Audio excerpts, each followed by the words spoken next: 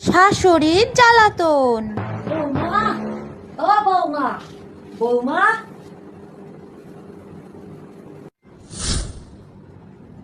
হ্যাঁ হ্যাঁ মা বলুন। বললাম নাকি বাপের বাড়ি যাইতাছ? হ্যাঁ মা, একটু বাড়ি যাব। এত রোজ রোজ বাপের বাড়ি কি রে আছে? তো রোজ রোজ দুদিন আগেই তো ঘুরে তো রোজ রোজ এত বাপের বাড়ি কি? মা আসলে মায়ের শরীরটা একটু খারাপ, আর অনেক দিনই তো হলো যে বাড়ি যাওয়া হচ্ছে না, প্রায় 5 মাস হয়ে গেল বাড়ি যাচ্ছে না, তাই ভাবলাম আজকে একটু বাড়ি থেকে ঘুরেই আসি। হন দেহি যেটা কইতাছি, আমার মাথাটা প্রচন্ড ধরছে। যাও চাল নিয়ে। আর শোনো, কুমুরটা বহুত আর যন্ত্রণা করতেছে, কেন বুঝতে পারতাছি না। তুমি একটু বাম লাগাই, বড্ড ব্যথা করতেছে।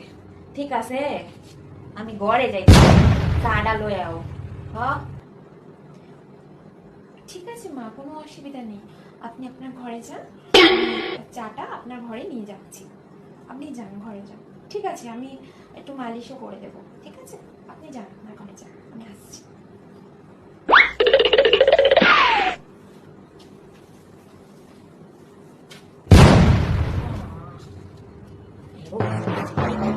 বুঝি না বাপের বাড়ি, এতটা বাপের বাড়ি বাপের বাড়ি বুঝি না। সংসার করে না কি করে কে জানে, আর কাম পুরা রয়েছে, আর এখন দৌড় মারতেছে বাপের বাড়ি।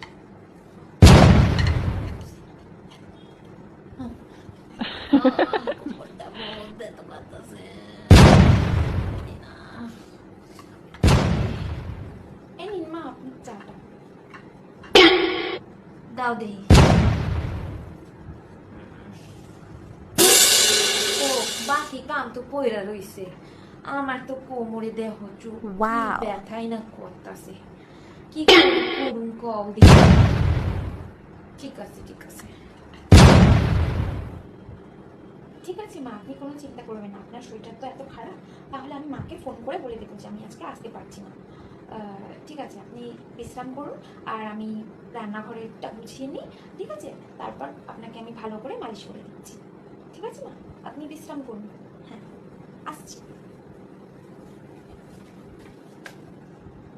ওরে বাবারে, চাটাও দেখি কি গরম। কি ভাবছিল ফাঁকি দিব আমার লগে?